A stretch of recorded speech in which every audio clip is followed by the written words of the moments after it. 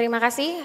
Apabila kami pasangan calon nomor urut 2 diberikan kesempatan menjadi pemimpin di Kabupaten Banjarnegara, yang kami lakukan pertama kali adalah meningkatkan sarana dan prasarana, baik di tingkat perkotaan maupun di tingkat pedesaan yang secara merata. Lalu kedua adalah mencukupi kebutuhan jumlah guru yang ada di Kabupaten Banjarnegara sehingga kekurangan-kekurangan tersebut bisa kita penuhi. Kemudian kami juga akan melakukan zonasi terkait dengan guru. Kenapa? Agar mereka dalam pelayanan terhadap masyarakat itu dekat. Kemudian kami juga untuk meningkatkan RLS Banjarnegara yang tadi 6,8,6 tahun, upaya kami adalah meningkatkan sarpras dan prasarana pendidikan non formal, kemudian meningkatkan insentif bagi para guru pengajar pendidik non formal sehingga untuk usia yang 25 tahun ke atas kita bisa entaskan, karena RLS ini dinilainya bukan usia produktif tetapi usia 25 tahun ke atas.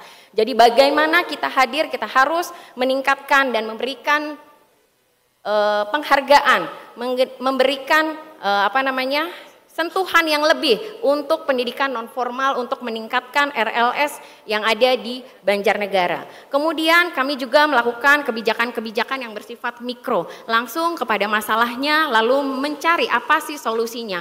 Kenapa? Mengingat dengan postur anggaran yang dimiliki oleh Kabupaten Banjarnegara yang memang lingkupnya tidak besar, sehingga kami berkomitmen untuk membuat kebijakan-kebijakan mikro sehingga masalah yang kami ingin pecahkan langsung kami berikan solusinya.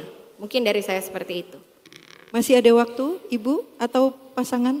Ya, sedikit menambahkan, termasuk juga bagaimana kita peningkatan terkait pendidikan non formal, juga sebagaimana amanat Undang-Undang Nomor 18 2019 terkait Undang-Undang Pesantren, di mana pesantren juga negara hadir, rekognisi negara terhadap pendidikan pesantren. Banyak di daerah di Banjarnegara yang mungkin tidak sekolah formal, mungkin banyak petani yang lulus SD dia langsung masuk ke pesantren, tapi adanya undang-undang pesantren ini bagian rekognisi daripada pemerintah tentunya, yang sama tentu pendidikan pesantren juga diakui oleh negara, sehingga tentu ketika pesantren juga negara, daerah, pemerintah juga mengakui, tentu lama belajar karena ingin juga diakui, tidak dianggap kemudian di pesantren juga tidak belajar, tapi itu juga bagian bahkan daripada pendidikan nasional, sehingga tentu ini lama belajar akan meningkat, sehingga pemerintah daerah juga nanti tentu akan ikut bagaimana hadir menguatkan pendidikan-pendidikan non formal, termasuk diantaranya adalah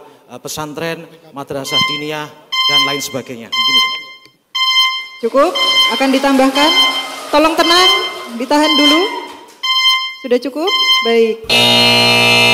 Demikian tadi jawaban dari paslon nomor urut 2 dan kami silakan kepada paslon nomor urut 1 untuk bisa memberikan respon.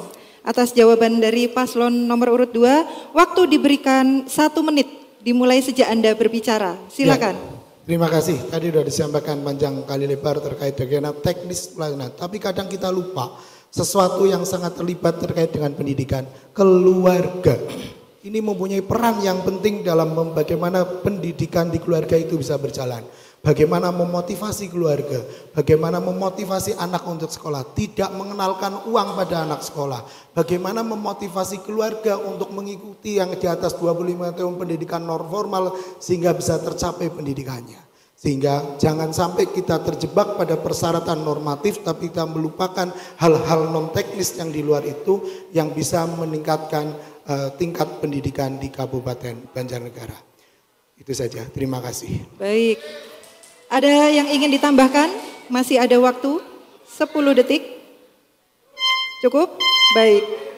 Cukup. Demikian tadi respon dari paslon nomor urut 1. Kami akan berikan kembali kepada paslon nomor urut 2 untuk memberikan tanggapan atas respon tersebut. Waktunya 1 menit. Dimulai sejak Anda berbicara. Silakan. Terima kasih kepada pasangan calon nomor urut 1, tapi yang sedang kami bicarakan di sini adalah bagaimana peran kami jika menjadi Bupati Kabupaten Banjarnegara. Yang kami akan tingkatkan adalah bagaimana peran-peran pemerintah hadir di dalamnya untuk meningkatkan IPM Banjarnegara. Di sini di dalamnya ada RLS, HLS, termasuk dengan angka anak tidak sekolah. Kemudian di sini kami juga berharap mudah-mudahan pemerintah bisa hadir tidak hanya untuk kegiatan pendidikan non formal, tetapi juga pemerintah hadir untuk melakukan pelatihan-pelatihan kepada masyarakat yang berusia 25 tahun ke atas agar mereka bisa berdaya saing di lingkungan masyarakat. Cukup? Cukup. Baik. Terima kasih. Ya, dua pasangan calon sudah saling memberikan tanggapan dan sudah menjawab pertanyaan. Oleh karena itu, kami silakan untuk bisa duduk kembali, Bapak dan Ibu pasangan calon.